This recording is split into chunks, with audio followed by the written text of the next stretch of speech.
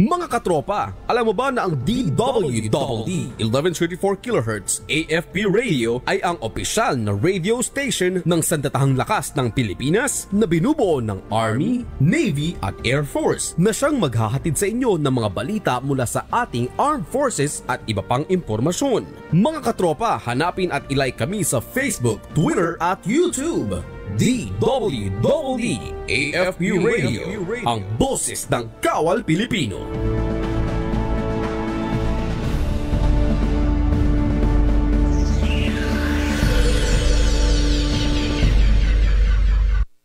Kayo ay nakatutok sa DWDD AFP Radio. Kami po ay kasapi ng KBP, Kapisanan ng mga Broadcaster ng Pilipinas. Araw-araw ang digmaan.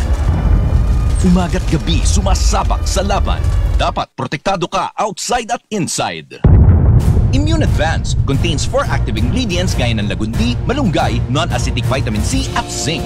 Tulong pampatibay resistensya para tulong proteksyon. Isama pa ang proper diet at exercise. Para katawan ay handa, Immune Advance helps support a healthy immune system. Immune Advance ang sandata. No approved therapeutic claims. Ang Immune Advance ay hindi gamot at hindi dapat gamiting panggamot sa anumang uri ng sakit. Available in Shopee, Lazada, and other leading drug stores.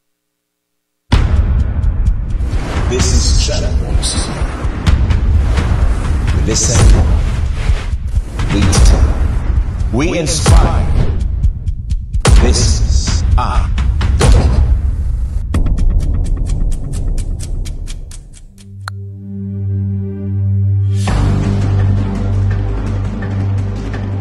the NTF-LCAC or the EO number 70 makes our job much easier because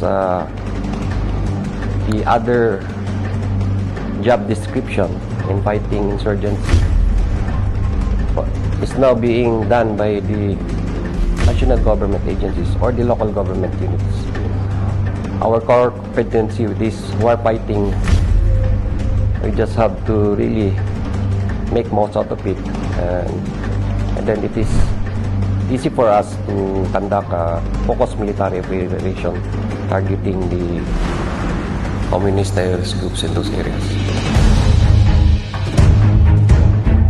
Kailangan natin parusahan lahat ng hindi nagpapasilalim sa ebolusyon at nagbibigay ng buwis para masuportahan ang ating makasamahan sa pakikitigma sa rehimeng Duterte. Maliwanag ba mga kasama? Hey!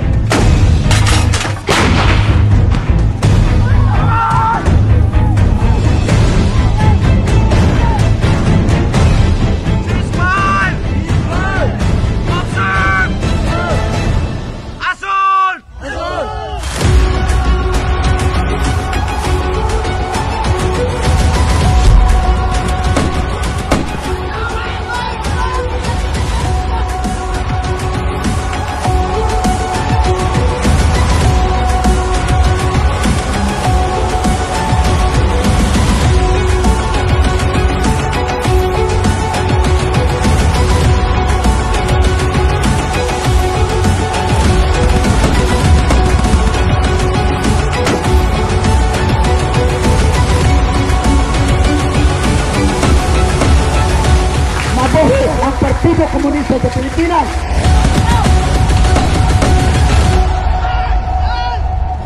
Sir, ready cover 2 body counts. Request instructions, sir.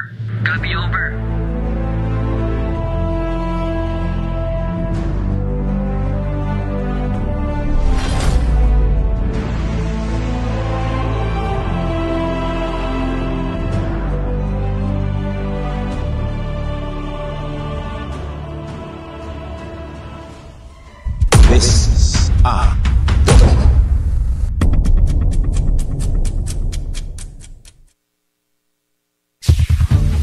Ito ang DWDD 1134 kHz AM. Balita, impormasyon at musika. Ito ang DWDD AFP Radio. Boses ng Kawal Pilipino.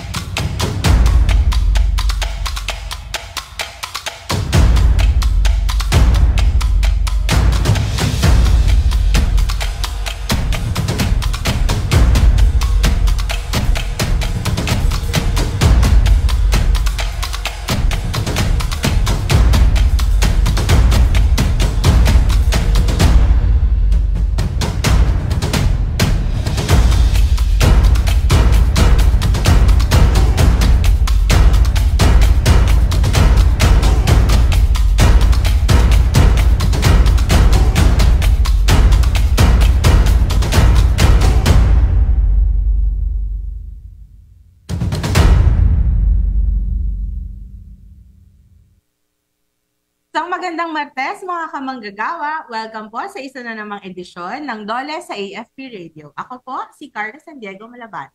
Ako naman po si Team Laderas. Sama-sama nating talakayin ang mga napapanahong balita at impormasyon tungkol sa empleo sa ating bansa. Batiin rin po natin ang ating mga kamanggagawa na nakatutok sa kanilang radyo via the Armed Forces Radio Channel, DW 1134 kHz. Pati na rin yung nanonood sa ating mga Facebook live stream pages. Ayan, sa AFP Radio Facebook page and the Department of Labor and Employment Facebook page. I-like, mag-comment at i-share nyo na ang ating episode para mas marami pa tayong mga kamanggagawa at namumuhunan na maabot ngayong umaga. Ayan, good morning sa inyo na mga kamanggagawa. Good morning, sir.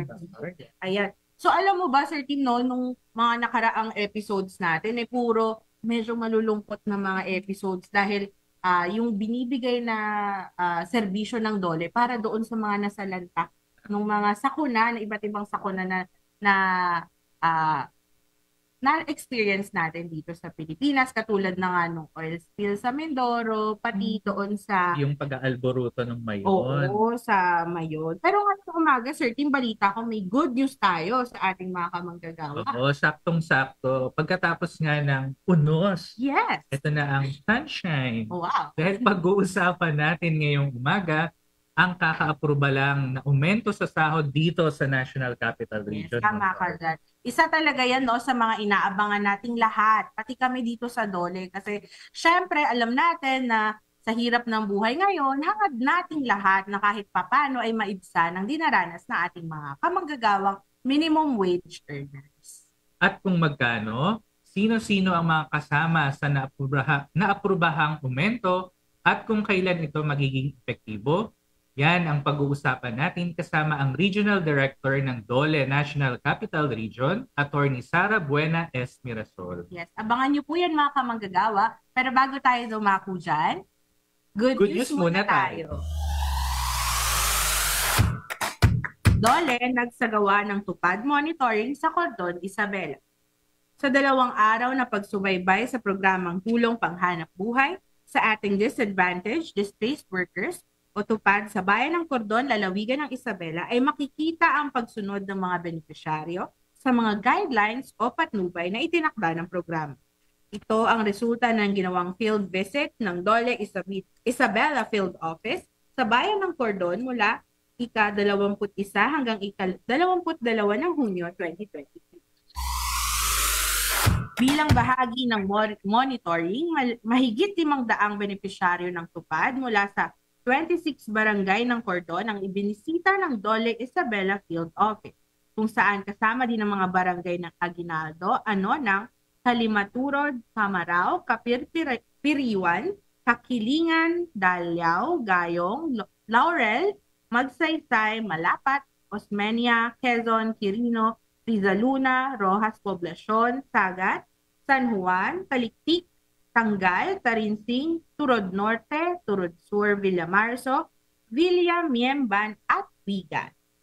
Ayon naman kay DOLE OIC Regional Director Elpidio V. Atal Jr., ang monitoring ay alinsunod sa layunin ng DOLE na suriin kung ang mga benepisyaryo ay nagbibigay ng nararapat na serbisyo alinsunod sa work program na nangangailangan ng mahigit na koordinasyon sa mga barangay upang ito ay maisakatuparan. Dagdag pa ng OIC RD Atal na ang patuloy na pagsubaybay at pagsusuri ay dapat mahigpit na ipinapatupad upang mapangalagaan ang wastong implementasyon ng naturang programa at ang integridad nito. Ang tupad ay isang community-based package of assistance na nagbibigay ng emergency employment para sa mga displaced workers, underemployed at seasonal workers sa loob ng minimum na 10 araw. At hindi lalampas sa maximum na 30 araw, depende sa uri ng trabahong gagawin. Ang pagbabayad ng sahod ng mga benepisyaryo nito ay sinasagawa sa pamamagitan ng money remittance service providers upang matiyak ang standard application sa lahat ng rehiyon sa mga tuntunin ng pamamaraan at service fee costs. Sa mga pagkakataong isang accredited co-partner ay kasama sa pagpapatupad sa programa, ang naturang accredited partner kabilang ng mga lokal na pamahalaan ay dapat magbigay daan sa pagbabayad ng sahod ng mga benepisyaryo ng tupad gamit ang itinakdang payroll na may kinatawan o mga kinatawan mula sa Dole Regional Office, Provincial Office o Field Office. Ang nasabing monitoring ay ginanap sa pakikipagtulungan ng Dole Isabela Provincial Office sa lokal na pamahalaan ng Cordon sa pangunguna ni Mayor Lynn Zuniega, Vice Mayor Abigail Sable at Public Employment Service Officer Manager Jonathan Ramos sa tulong ni John Mark Narag, Tupad Coordinator. Good news naman tayo mula sa Central Visayas. 169 na mga bata na kinabang sa Project Angel 3 sa Negros Oriental.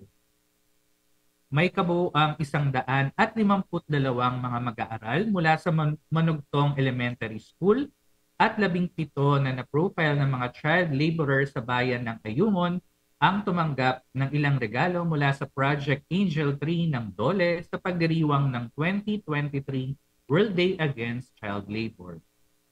Bawat bata ay nakatanggap ng green na backpack na may lamang mga school supplies, hygiene kits at isa pang hygiene necessity.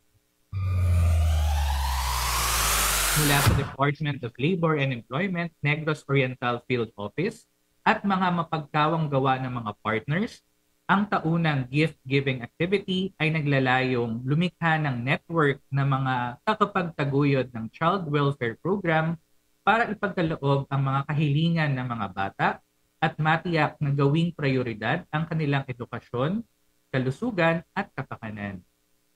Ito ay kasunod ng tagumpay ng Bai City Project Angel 3 na naganap ilang araw bago ang pagdiriwang ng 2023 World Day Against Child Labor, kung saan isa sa mga regular na sponsor ng proyekto ay ang mag-asawang Ruby at Marlon Gamboa ng Ruby Farm sa Paniki, Tarlac na sumusuporta dito simula pa noong 2016. Ang naturang proyekto ay isang paraan ng mga Gamboa upang ibalik sa komunidad kung saan nagmumula ang mga migratory sugar farm workers o sakada na nagtatrabaho sa Ruby Farms tulad ng Barangay Manugtong.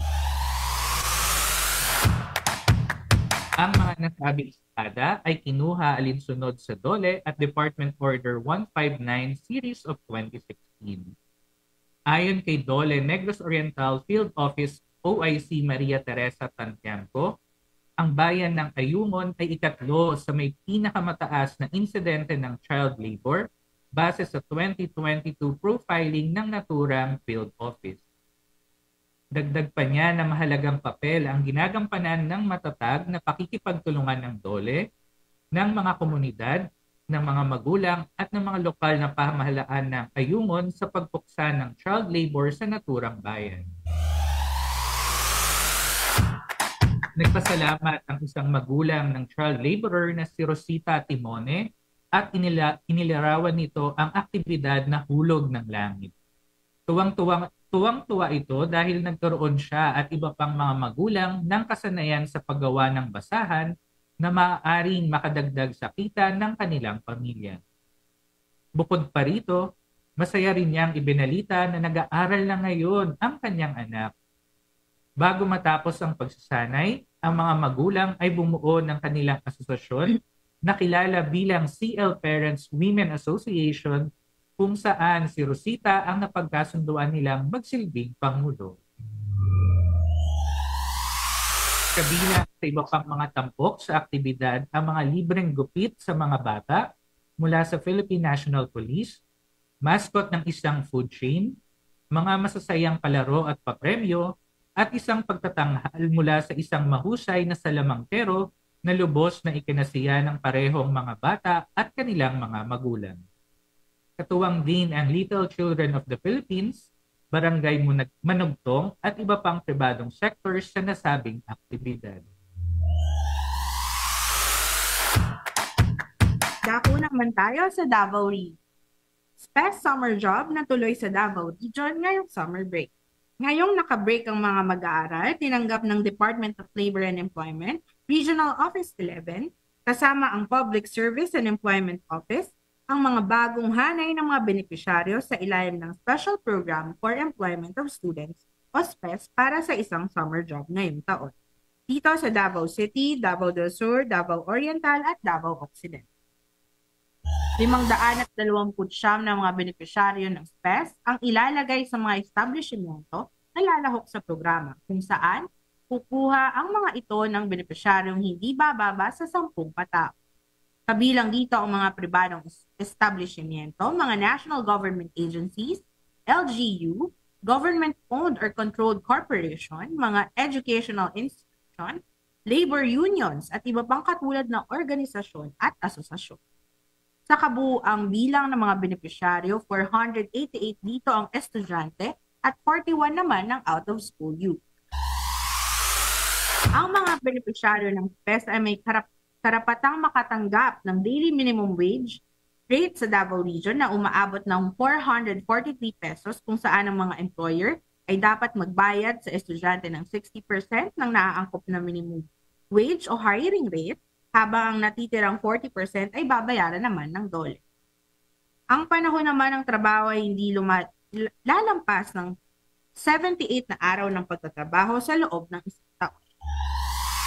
Sa pamamagitan ng SPES, nakikipagtulungan ng DOLE Region 11 sa mga lokal na pamahalaan o LGU, pribadong employer at non-government organizations upang lumikha ng isang coordinated relationship na parehong makikinabang ang mga employer at mga mag-aaral. Magkatuwang ang DOLE Davao Region at mga PESO sa rehiyon na nagbigay ng orientation sa mga benepisyaryo ng SPES at nag-facilitate sa kanilang trabaho. Bukod sa suportang pinansyal na ibinibigay sa mga estudyante, nagsasagawa rin ng DOLE ng iba't ibang pagsasanay at workshop na nakatuon sa personal at profesional na pag-unlad. Ang mga inisyatibong ito ay nagbibigay sa mga kabataan ng mahahalagang kasanayan sa buhay, pagpapahusay sa kanilang kakayahan, at upang mabigyan sila ng kapangyarihan na gumawa ng mga desisyong may kaalam. Ayon kay DOLE Davao Regional Director Attorney Randolph Pensoy, sa pagsulong nananatiling determinado ang kanyang tanggapan na palawakin ng reach, gayon din ang epekto ng programang SPES kasabay ng pagtutulungan ng iba't ibang mga stakeholders. Sa patuloy na paglikha ng mas maraming oportunidad sa trabaho at pagtataguyod ng kapaligiran na kaaya-aya sa paglaki ng mga kabataan, tiwala umano ang DOLE Region 11 sa pagbuo ng mas magandang kinabukasan para sa rehiyon ng Davao. At yan po ang mga good news na tampok natin ngayong umaga. Susunod na po ang ating panayam kay DOLE NCR Regional Director, Attorney Sara Buena Mirasol, patungkol sa aumento sa sahod sa National Capital Region. Mamaya po yan mga kamagagawa pagkatapos ng ilang mga paalala. Oras po natin, 18 minuto pagkalipas ang alas 11 ng umaga. Alamin ang mga mainit na balita mula sa ating Armed Forces. Tumutok sa 1134 kHz AM sa inyong mga radyo at manood online. I-like at i-share ang AFP Radio DWWD Facebook page. Ito ang DWWD Armed Forces Radio, ang boses ng Kawal Pilipino. Kayo ay nakatutok sa DWWD AFP Radio. Kami po ay kasapi ng KBP, Kapisanan ng mga Broadcaster ng Pilipinas. Araw-araw ang digmaan. Umaga't gabi sumasabak sa laban. Dapat protektado ka outside at inside. Immune Advance contains 4 active ingredients gaya ng lagundi, malunggay, non-acidic vitamin C at zinc. Tulong pampatibay resistensya para tulong proteksyon. Isama pa ang proper diet at exercise. Para katawan ay handa, Immune Advance helps support a healthy immune system. Immune Advance ang sandata. No approved therapeutic claims. Ang Immune Advance ay hindi gamot at hindi dapat gamiting panggamot sa anumang uri ng sakit. Available in Shopee, Lazada, and other leading drugstores. What is the special program for employment of students and how to qualify for the program?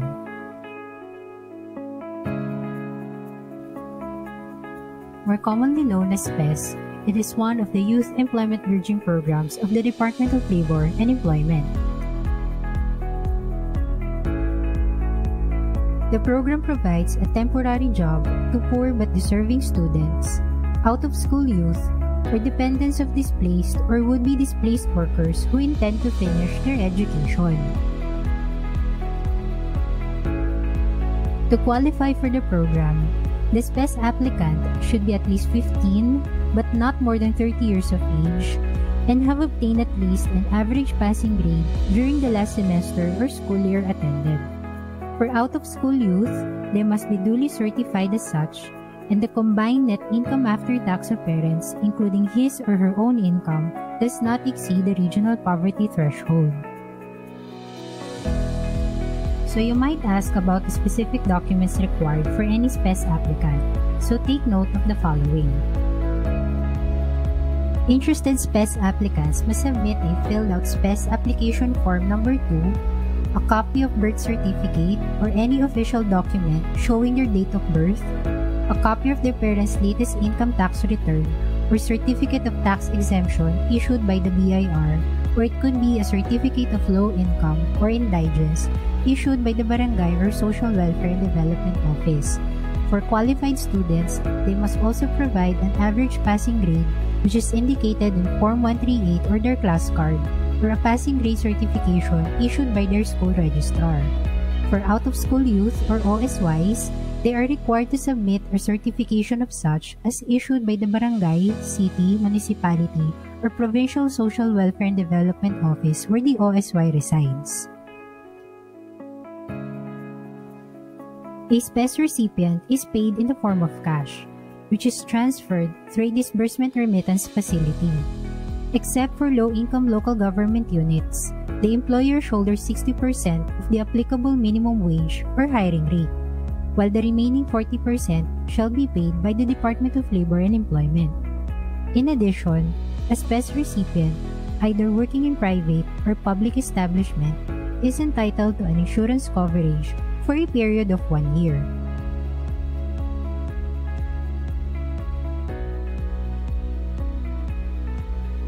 Interested SPES applicants may contact the nearest Public Employment Service Office or DOLE Regional or Field Office in your area for further assistance and guidance.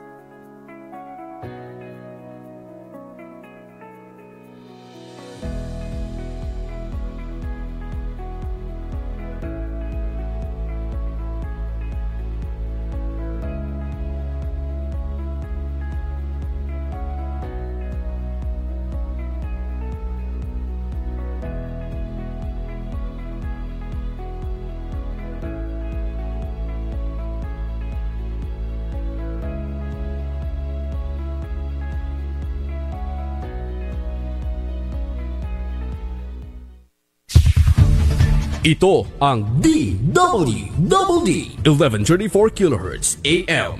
Balita, impormasyon at musika. Ito ang DWDD AFP Radio. Boses ng Kawal Pilipino.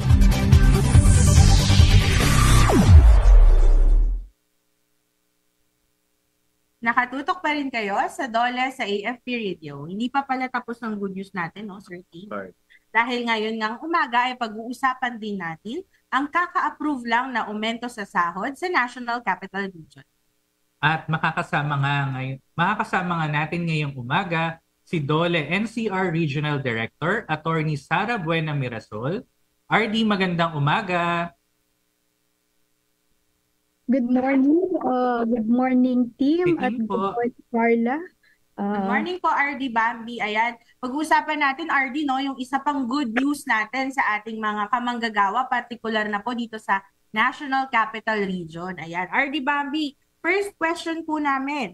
Noong nakaraang linggo po, inaprubahan na po yung ng Regional Tripartite Wages and Productivity Board ang pinakabagong aumento sa sahod dito sa NCR. Magkano nga po ulit, RD, i-share naman po natin sa ating mga kamanggagawa itong karagdagan na arawang sahod ng mga minimum wage earners dito sa Metro Manila. At kailan po kaya ito, RD, magiging epektibo?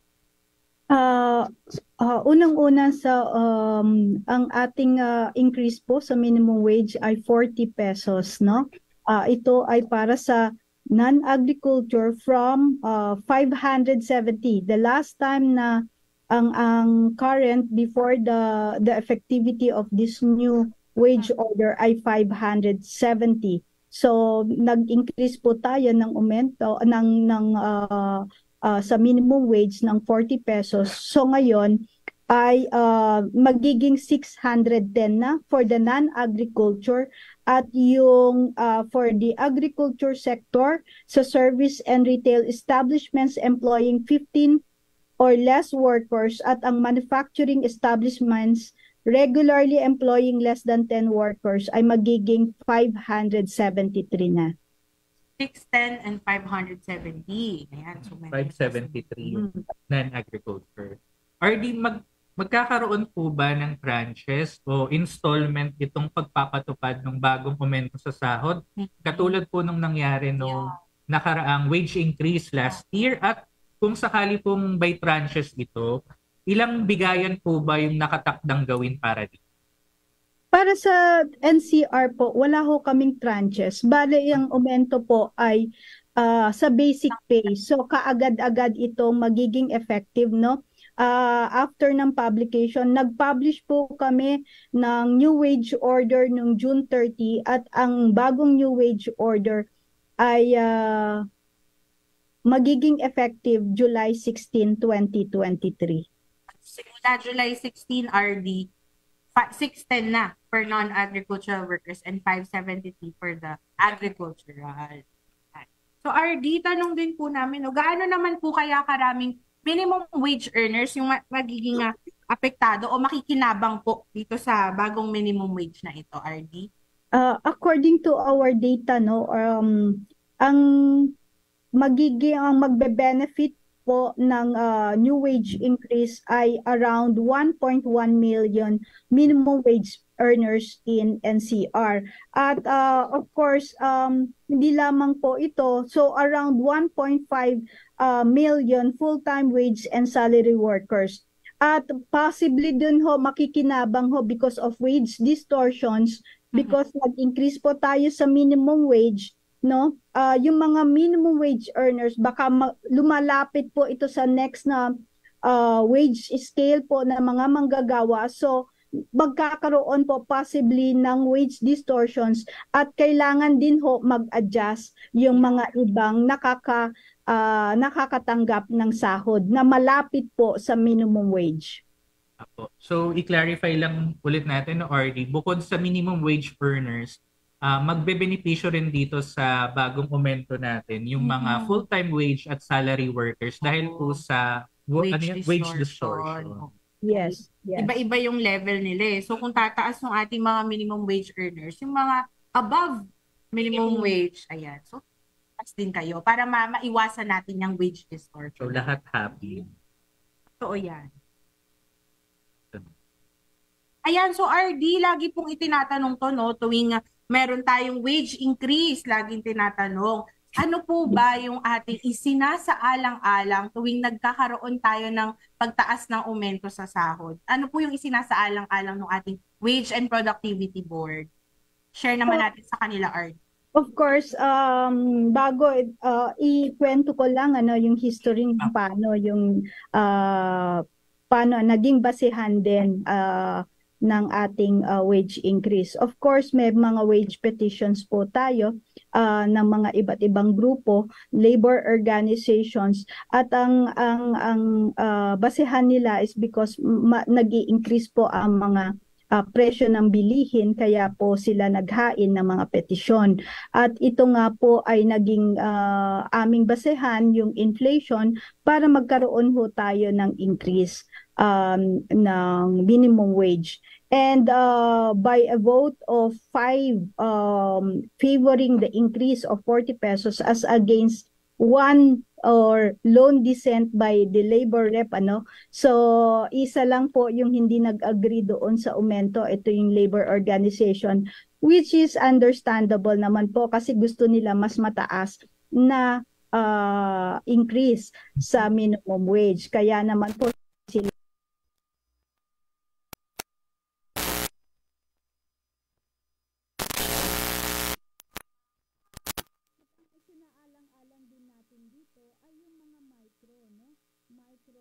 MSMEs, kasi sila ho ay lubang maaapektuhan po na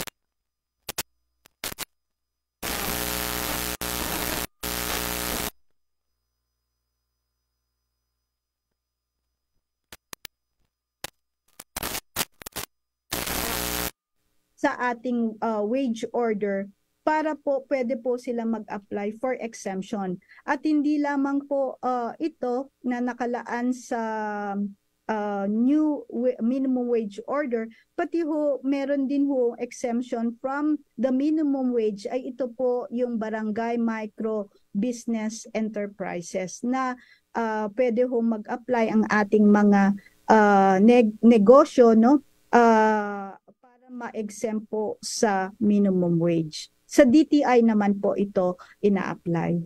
Yes, opo, kasi RD, no, yung ating mga maliliit na mga business, talagang mahihirapan din sila kung ipapatupad nila itong comment. Yung lahat ng kanilang mga workers idadagdagan ng sahod dahil syempre galing din yun sa income ng kanilang maliliit na mga business o negosyo.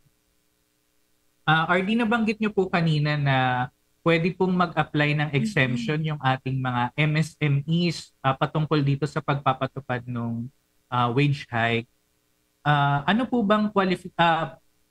bang requirements yung dapat nilang i-submit at saan po ba nila ito dapat i-submit para ma-qualify po sila sa exemption, RD? Okay, para po sa mga exempted na mga establishments, of course, doon sa wage order, nakalagay naman po doon kung ano yung mga exemption, no? At ito yung mga retail and service establishments employing not more than 10 workers, and of course yung enterprises affected by natural calamities and human-induced disasters, and also those distress establishments po, no, yun po yung mga exempted from the increase of minimum wage, and they have to apply sa RTWPB NCR within a certain period lang. Actually nag-umpisa na po na pwede na pong mag-apply itong mga exemptable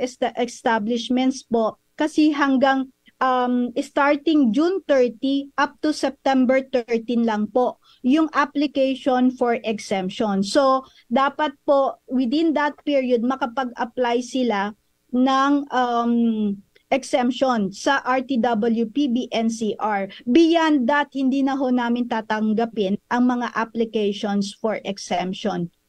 Kailangan na nilang ibigay yung kung ano yung bagong wage dito sa Metro Manila. So, i-highlight lang ulit natin, RD tsaka Ma'am Carla, no? From June 30 hanggang September 13 lang tatanggap ang RTWPB NCR ng mga requests for exemption, especially for our retail and service establishments employing less than 10 employees. Less than 10, yes. Saka yung nasabi ni RD, mga barangay micro business enterprise. Yung sa barangay micro business enterprise naman, wala namang period yun, yun ay ina-apply sa DTI. Actually, yun yung exemption from the minimum wage law. So, kasama na yan pala. Sa DTI naman, kapag kayo ay barangay micro business enterprise. Ayan. RD, nung nakaraan po nating wage increase, kasama po yung mga kasambahay natin dito sa Metro Manila. Ngayon po ba, RD, ay may inaasahan po ba na aumento sa sahod yung ating mga kasambahay? For now, hindi pa namin naumpisahan, but we are going to review din, to review the socio-economic conditions insofar as the wage minimum wage for kasambahays din, no. Yan din ay pagkatapos lang naman nitong inuna kasi natin itong minimum wage for the private sector, at titingnan din po natin yung meron din na kami, magkakaroon na rin kami ng review for the kasambahays din. Sana next na din sila, no. Yan din ang ating abangan yan ng ating abangan ng ating mga kasambahay. RD, kung may mga katanungan po yung ating mga kamanggagawa o kahit yung mga employers natin patungkol dito sa pinakabagong aumento sa sahod o sa programang hatid po ng inyong regional office, paano at saan po nila kayo maaaring matawagan o mapuntahan? Okay, for pag may mga issues and concerns regarding the new minimum wage order, pwede po sa RTWPB NCR, pwede hong mag-email sa atin, no, wage_NCR@yahoo.com.ph, or dito rin po naman, pwede rin ho naman dito sa DOLE NCR, pwede po silang, kung may mga issues and concerns po sila, then we can also answer or reply as to their concerns. Gusto ko lang hong idagdag, no, magkakaroon din ho kami magka-conduct din kami ng orientation on the new minimum wage orders para sa mga MSMEs po. Iimbitahan po namin sila para ho malaman nila kung anong pwede nilang gawin, at kung meron ding wage distortions, kasama na rin ho yun sa pag-conduct namin para sa mga MSMEs. Meron ho kami ang DOLE NCR, meron din ho tayong programang Technical Advisory Visit na ang layunin nito ay to assist the micro establishments po, no. Ito po ay bagong programa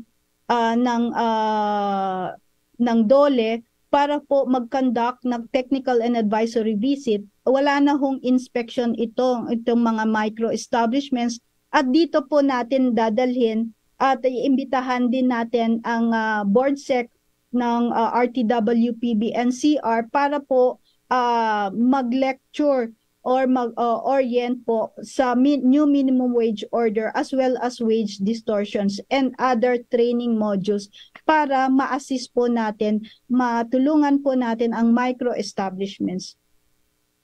So, isasabay na po natin, RD, dun sa TAF yung ating orientation para sa mga ayan.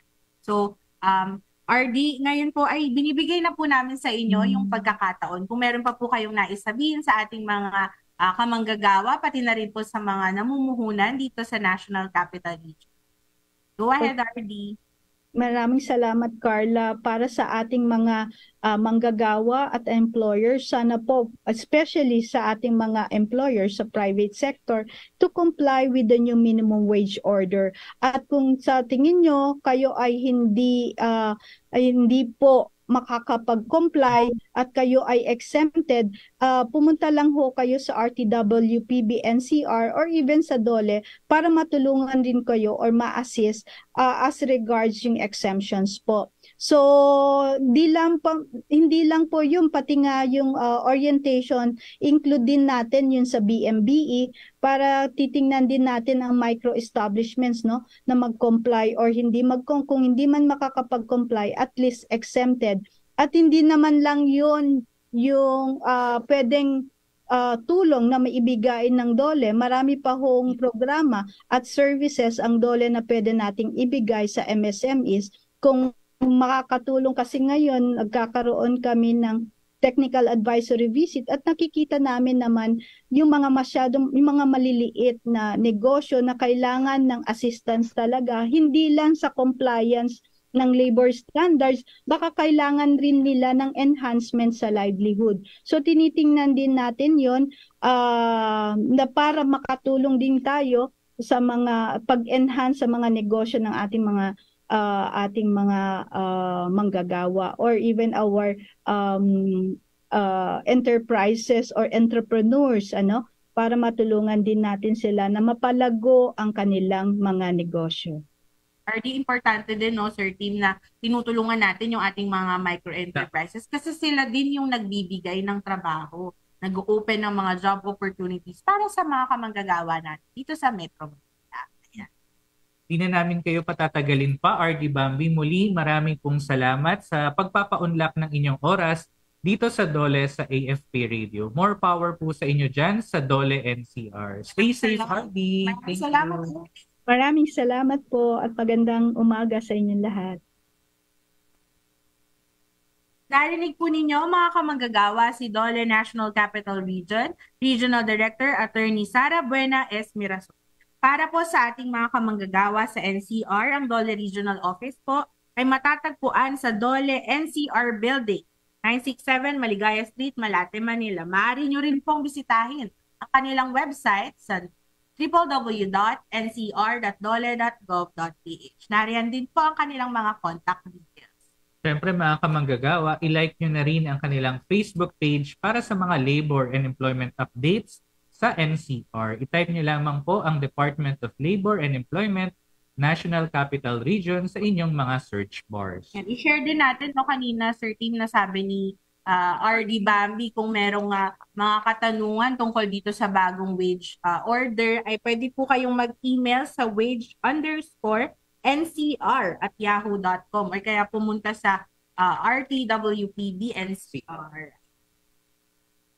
At ayun na nga po, para naman po sa iba pang mga labor concerns, bukod po sa wage order, sa bagong aumento sa sahod, or kung may nais po kayong malaman o di kaya ay ireklamo, bukas po ang ating DOLE hotline, 1349 24/7 po iyan. Pati na rin po ang ating mobile hotline number sa 0961-595-8439, Lunes hanggang Biyernes, alas 8 ng umaga hanggang alas 5 ng hapon.